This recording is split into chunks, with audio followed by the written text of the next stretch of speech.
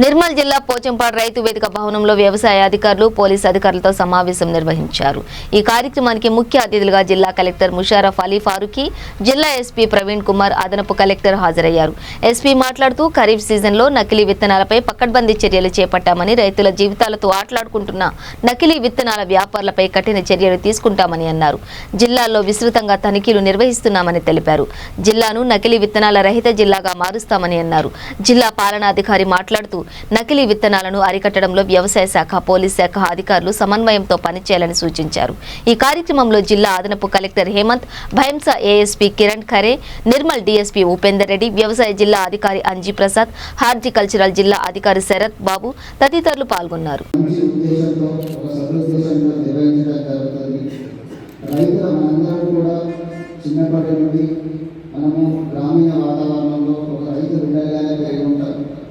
మనం ఒక 3 నెలల పాటు 4 నెలల పాటు పంట మొత్తం వేసుకున్న తర్వాత ఎలాంటి ఉత్పత్తి, ఎలాంటి పెరుగుదల, పంట ఇవ్వకపోతే ఆ రైతు యొక్క బాధ ఏ విధంగా ఉంటుందో ప్రతి ఒక్కరికి తెలిసి ఉంటుంది।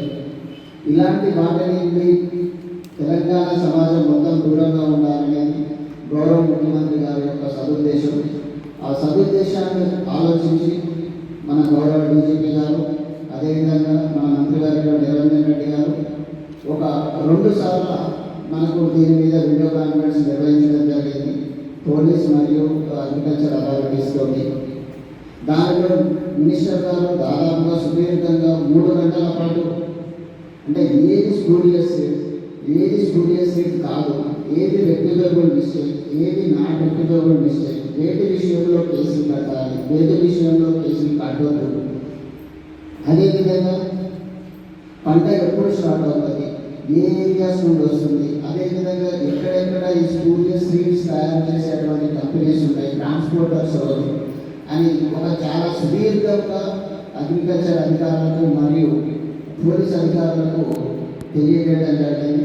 ఇందులో చాలామంది ఆఫీసర్స్ కూడా ఆ రోజు పాల్గొనడం జరిగింది। వీటి ఆదేశాల అనుసారము గౌరవ డీజీపీ గారు కూడా ఇచ్చినటువంటి ఇన్స్ట్రక్షన్స్ ప్రకారం మన జిల్లా వ్యాప్తంగా పోలీసు మరియు అగ్రికల్చర్ వ్యవసాయ అధికారులతో కలిపి జాయింట్ రైడ్స్ కూడా నిర్వహించడం జరిగింది।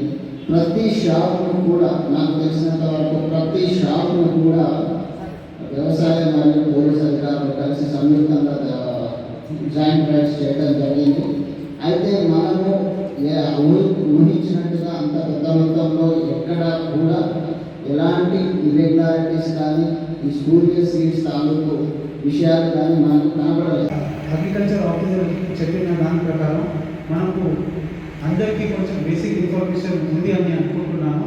అలానే దయచేసి మీరు మండల స్థాయిలో కూడా ఒక చిన్న మీటింగ్ కానీ ఏదైనా ఒక చిన్న అండర్స్టాండింగ్ పెట్టుకొని జాయింట్ ఇన్స్పెక్షన్ చేసి జాయింట్ రేట్స్ చేసి కొంచెం విజిబిలిటీ పెంచితే ఇంకొక 2 వీక్స్ నుంచి 4 వీక్స్ వరకు మనకి సోయింగ్ సీజన్ ఉంటుంది।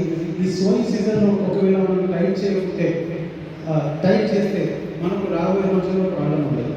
So because Nirmal district last year వానాకాలం సీజన్లో ఆల్రెడీ మనం ఒక ఎపిసోడ్ చూస్తున్నాము, అయినా కూడా అది స్టార్టింగ్లో జరిగింది కాబట్టి మనం దాని రిపర్కషన్ అంతవరకు కనిపించలేదు। ఒకవేళ అదే ఒక అడ్వాన్స్ స్టేజ్లో జరిగి ఉంటే that would have been major problem for the economy of the district. మనకు ఇప్పటికి కూడా జిల్లాలో ప్రైమరీ అగ్రికల్చర్ యాక్టివిటీస్ మీద డిపెండ్ అయ్యేది 90 to 95% పాపులేషన్ ఉంది। జిల్లాలో మనం మేజర్ ఇండస్ట్రీస్ లేవు, జిల్లాలో మనం వేరే ఇన్కమ్ సోర్సెస్ లేవు, ఇవే మనకు మెయిన్ సోర్సెస్। కేవలం రబీ సీజన్లో ప్యాడీ కొనుగోలుకు రైతులకు 300 crores ఇచ్చింది।